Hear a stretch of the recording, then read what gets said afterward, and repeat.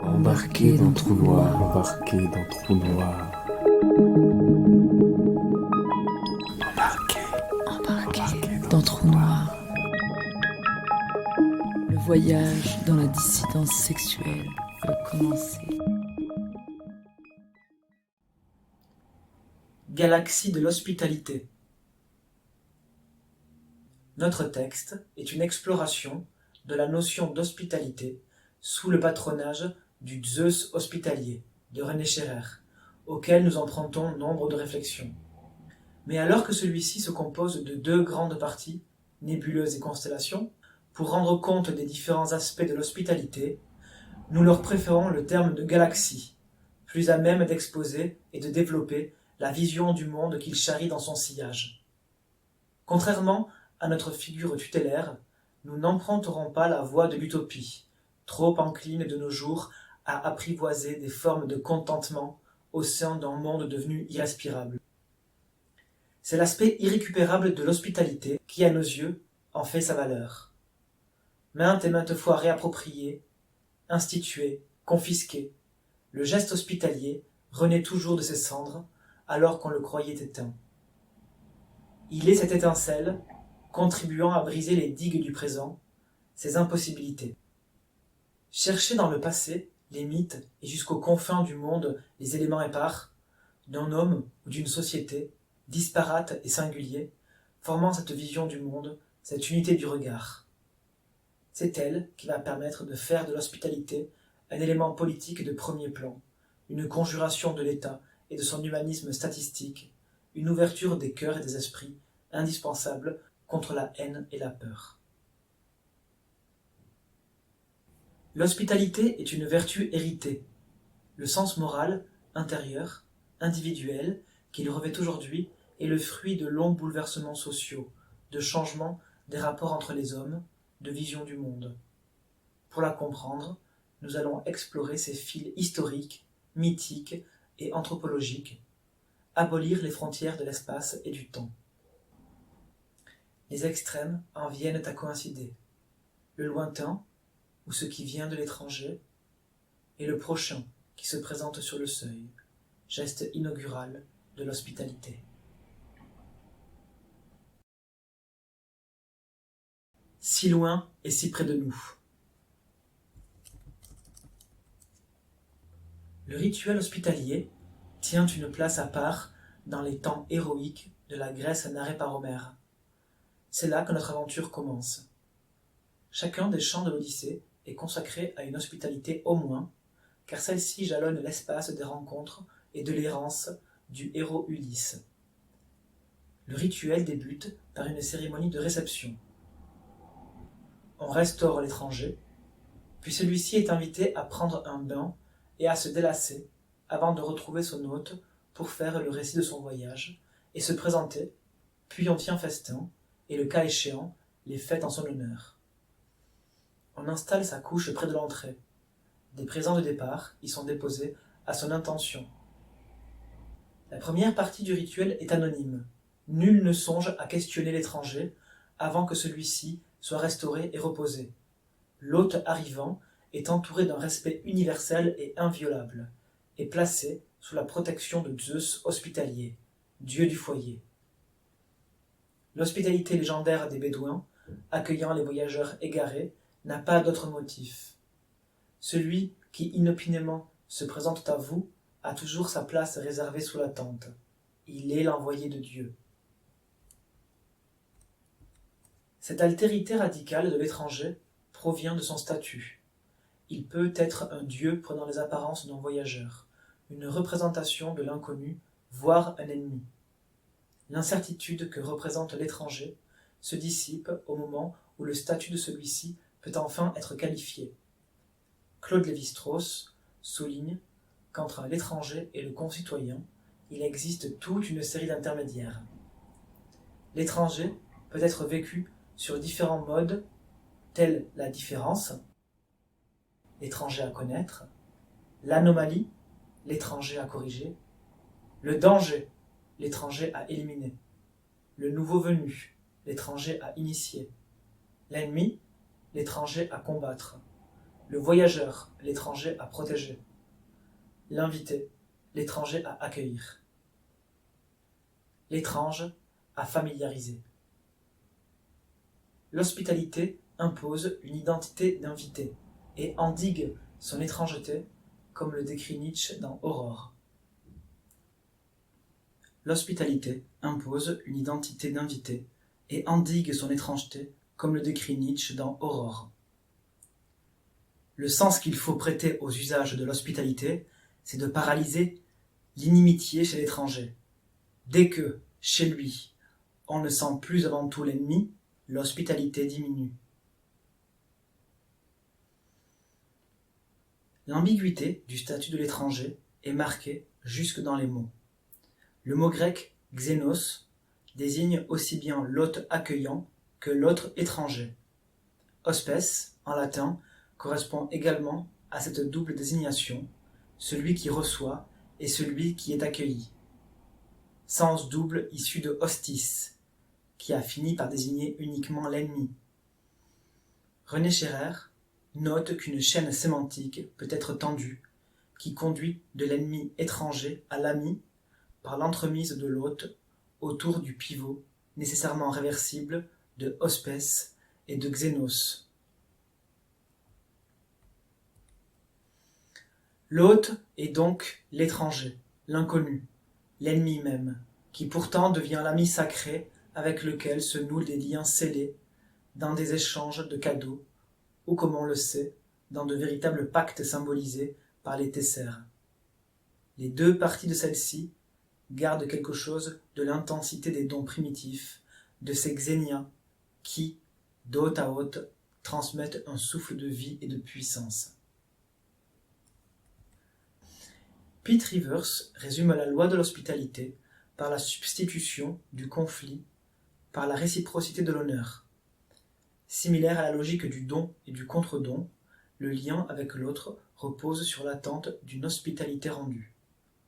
Comme l'écrit Marcel Mauss à propos de la kula trobriandaise, en apparence, tout au moins, le kula, comme le potlatch nord-ouest américain, consiste à donner de la part des uns, à recevoir de la part des autres, les donataires d'un jour étant les donateurs de la fois suivante. Même dans la forme la plus entière, la plus solennelle, la plus élevée, la plus compétitive du kula, celle des grandes expéditions maritimes, des ouvalaku, la règle est de partir sans rien avoir à échanger, même sans rien avoir à donner, fût-ce en échange d'une nourriture, qu'on refuse même de demander. On affecte de ne faire que recevoir. C'est quand la tribu visiteuse hospitalisera, l'an d'après, la flotte de la tribu visitée, que les cadeaux seront rendus avec usure. Le don peut devenir à son tour un danger ou un risque. Mauss, dans son essai sur le don, fait remarquer que le mot Gab, en allemand, a la même racine que Gift, poison, les deux venant de geben, donner, et que ce sens double et contraire se trouve aussi dans le dosis grec, le dos latin, qui peuvent être des doses empoisonnées. Il en est de même de l'exemple célèbre du pharmakos grec, à la fois désignant l'être le plus rejeté, intouchable, et le sacré salvateur par son sacrifice, poison et remède, ainsi que la chaîne sémantique qui conduit du latin venenum, venant, à la grâce, venia, et à Vénus. Cette forme d'hospitalité est en affinité avec l'hospitium romaine. Celle-ci prend plusieurs formes, dont celle de l'hospitium publicum, c'est-à-dire celle du peuple romain envers une ville ou envers un autre peuple. L'élasticité du concept d'hospitalité oscille entre sa ritualisation et son institutionnalisation. L'hospitalité contre l'État. L'hospitalité se christianise au Moyen Âge, autour des préceptes du Christ. L'amour du prochain, de l'inconnu, de l'étranger, vient se fixer dans les pratiques de charité. Il consiste en l'accueil des indigents, des voyageurs, des malades au sein des grandes institutions religieuses, des hospices et différentes institutions municipales. Détachée des obligations sociales, familiales ou locales, l'hospitalité prend alors un caractère public, institutionnel, municipal ou étatique. Ce que l'hôpital, comme lieu et institution, incarne encore, au moins idéalement.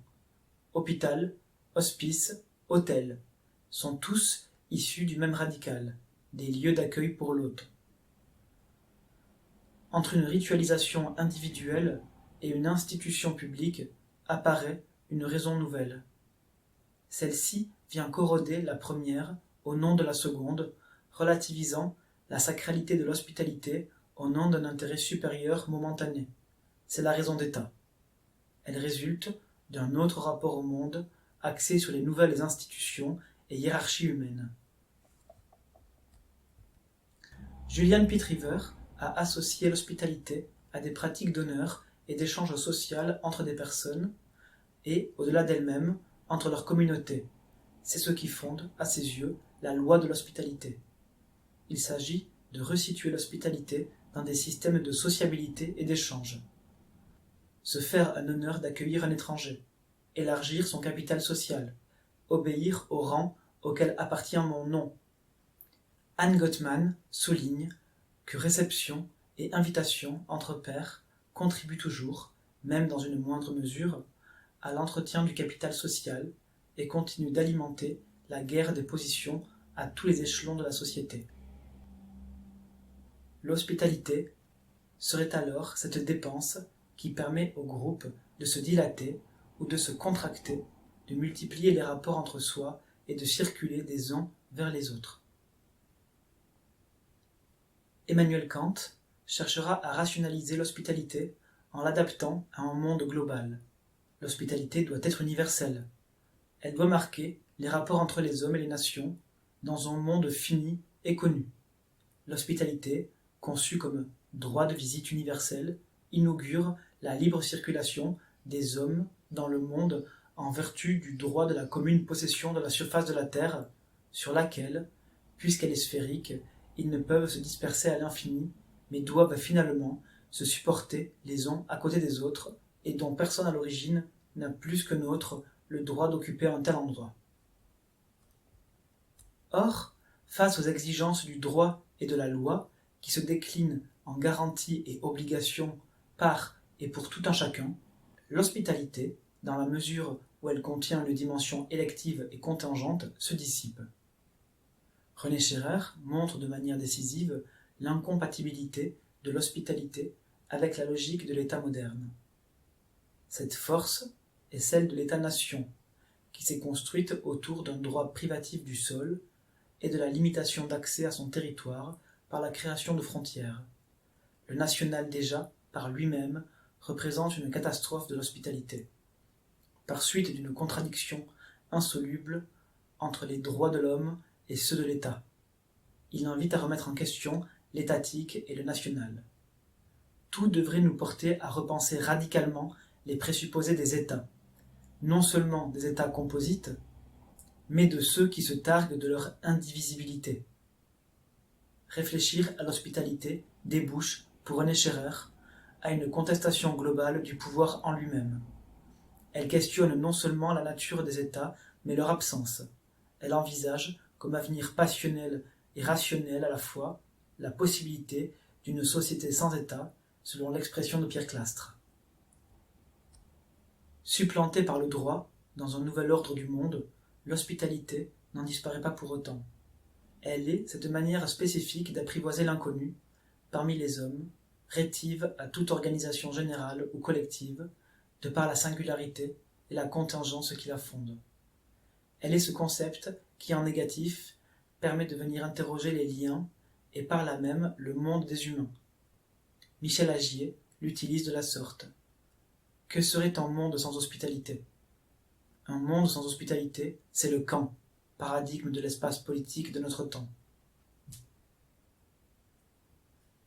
L'hospitalité comme contre-pouvoir. À partir du XIXe siècle, l'hospitalité institutionnalisée disparaît dans les politiques publiques. Les États-nations y suppléent le terme d'asile comme un des éléments des politiques territoriales de protection des territoires et donc de contrôle des migrations. Dans ce contexte, dans notre contexte, l'hospitalité vient s'opposer à l'accueil.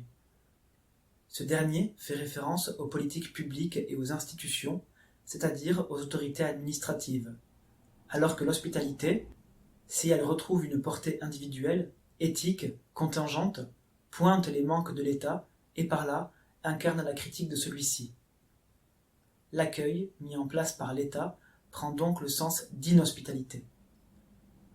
Cette opposition se retrouve dans les cas de délit de solidarité ou d'hospitalité, expression utilisée pour dénoncer les poursuites et les condamnations de celles et ceux qui viennent en aide à des personnes étrangères en situation irrégulière en France. Michel Agier note avec étonnement un retour en Europe de l'hospitalité, sous des formes individuelles en premier lieu, grâce aux réseaux sociaux, les rencontres et les échanges permettent une mise en relation entre des personnes voulant accueillir et d'autres ayant besoin d'être accueillies, mais aussi grâce aux associations dispensant conseils juridiques et soutien pratique pour les personnes accueillant migrants, réfugiés ou demandeurs d'asile. L'opposition très politique entre hospitalité et accueil public se retrouve également à un niveau municipal. Certaines villes apparaissent hostiles aux migrants comme la ville de Calais, et d'autres, comme celle de Grand-Sainte, dont le maire a fondé un réseau des villes hospitalières, mettent en place des politiques hospitalières. Sur le territoire de ma commune, personne ne doit mourir de faim et de froid, donc j'offre un abri concret. Si des communes acceptent une confrontation avec l'État, c'est que le territoire de la commune est un espace réel auquel les gens sont confrontés au quotidien. L'expérience de la rencontre est réelle, alors que l'État n'est qu'abstraction, série de chiffres dans sa mise en place d'une politique d'accueil. À ce propos, Patrick Boucheron, soulignant qu'il s'agit bien là d'une question politique, invite tout un chacun à prendre position sur cette question. L'hospitalité acquiert donc un statut de contre-pouvoir, à la fois critique des politiques publiques et création de réseaux construits autour d'affinités électives. L'hospitalité est un processus permanent. Il est effraction permanente des politiques publiques. Anne Gottman indique que l'État, comme la famille, tente à réduire les ouvertures, qui sont dès lors périodiquement à réouvrir, par la force, par l'infraction aux règles, à la marge des institutions, ou en les détournant. L'hospitalité, en ce sens, est principe de réouverture et de relance. Se perdre dans l'autre. L'hospitalité vient poser une limite aux droits de l'homme. S'il suscite l'unanimité dans nos contrées, c'est au nom de valeurs morales abstraites et génériques qui ne trouvent pas de chemin praticable dans la vie de chacun. L'hospitalité permet la rencontre avec l'étranger qui est sur le seuil, c'est-à-dire sur le chemin individuel de chacun. En tant que tel, il est le prochain, celui que l'on s'apprête à connaître, mais aussi celui qui vient de loin.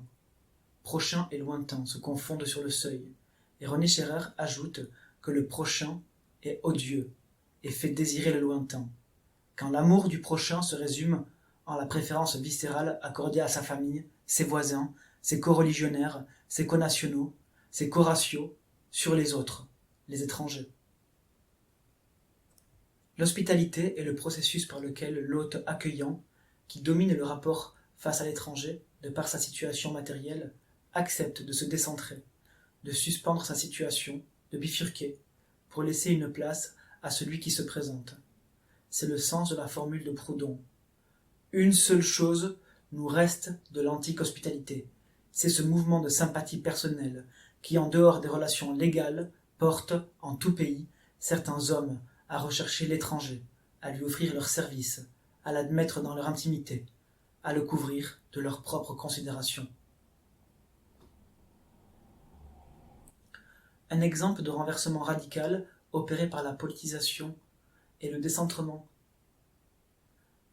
Un exemple de renversement radical opéré par la politisation et le décentrement permis par l'hospitalité s'incarne dans le discours du Front homosexuel d'action révolutionnaire, à propos des étrangers en général et des Arabes en particulier.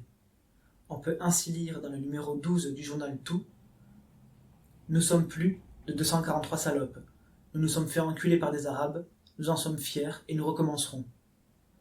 Il faut comprendre ici que les homosexuels, en situation marginale, dans la société française, sont les plus capables de se décentrer de leur rôle et de faire une place à l'étranger. Cette prise de position signe une esquisse de stratégie hospitalière, à la fois politique et pratique. Cette stratégie est immortalisée par Guy Hockenheim à la première personne dans La beauté du métis. Pourquoi la plupart de mes amis, de mes amants, sont-ils étrangers? Pourquoi n'est-ce qu'avec eux que je me sens enfin arraché au plat, au prosaïque, au médiocre? Oui, j'ai eu plus d'amis, plus d'amants à l'étranger, de l'étranger, que je n'en aurais jamais parmi mes compatriotes. Peut-être même ne suis-je homosexuel, comme on dit vilainement, que comme une manière d'être à l'étranger. Je veux dire une manière de lui appartenir et d'être chez lui. Accueillir l'altérité, trouver l'autre en soi, geste inaugural du lien politique. Dans le tract PD plutôt que français, distribué à l'occasion de la prise de tête du cortège de la Marche des Fiertés de Bordeaux en 2017 et publié dans Lundi Matin, on pouvait lire « PD plutôt que français.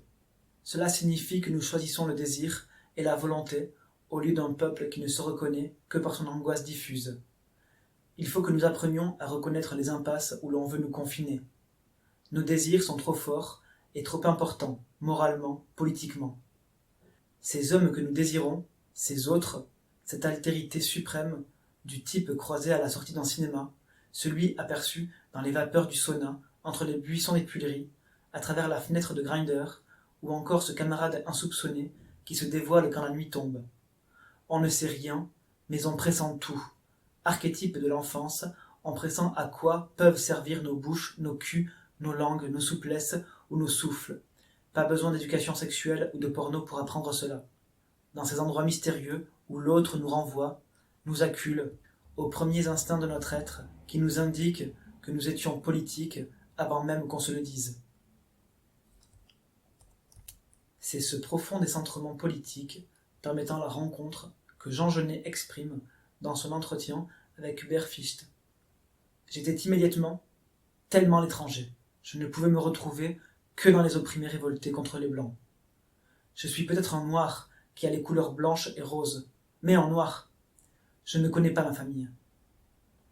Ou encore, je n'aurais peut-être pas soutenu la cause du FLN si je n'avais pas couché avec des Algériens. René Scherrer fait de cette sensibilité, de ce rapport au monde et aux autres, les signes de caractère supérieur en puissance, c'est-à-dire pouvant convoquer simultanément le plus de passions, ou encore ceux qui peuvent indifféremment passer de l'un à l'autre sexe, alternativement ou simultanément, masculin et féminin, ambigus, occupant les passages et les transitions. Seuls, ils sont capables d'accomplir des prodiges de vertu amoureuse ou d'assumer la cohésion des groupes. Caractère éminemment hospitalier, par l'errance des affects ou par sa capacité de se mettre au ton des autres. Conclusion. Notre peur de comprendre un autre point de vue que le nôtre masque la peur plus profonde d'être absorbé par celui-ci, s'il s'avère contagieux et que la pensée de l'ennemi présumé nous contamine d'une façon qui nous mette en péril moralement. C'est avec ces mots que Judith Butler exprime l'aspect ambivalent de la vulnérabilité de chacun. Or, comme nous venons de le voir, une vision politique se construit toujours par une forme d'exposition de soi, de mise en jeu. Cette ambivalence est aussi celle de l'hôte, aux apparences qui correspondent à un rituel, un protocole, un sens plus profond vient bouleverser les distances et les rôles. Accueillir l'autre chez soi, accueillir l'autre en soi, faire l'expérience de la rencontre, est l'expérience originaire par excellence.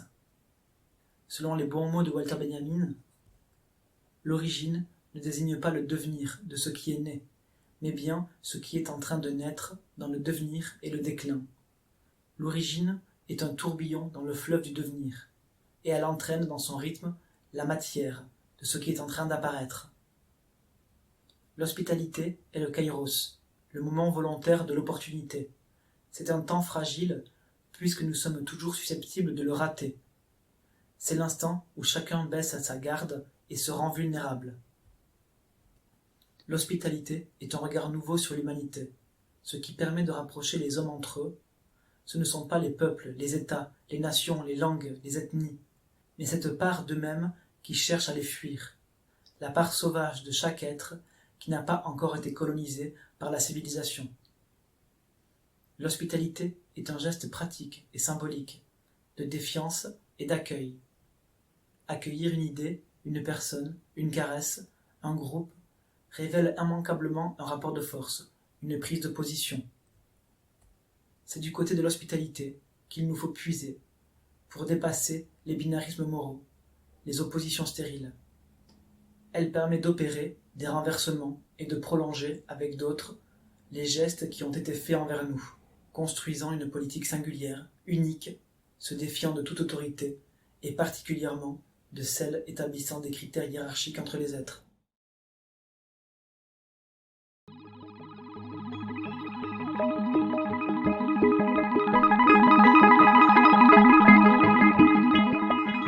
Retrouvez l'intégralité de nos articles et podcasts sur trounoir.org ou sur Facebook et Instagram. Pour nous contacter, trounoir@riseup.net.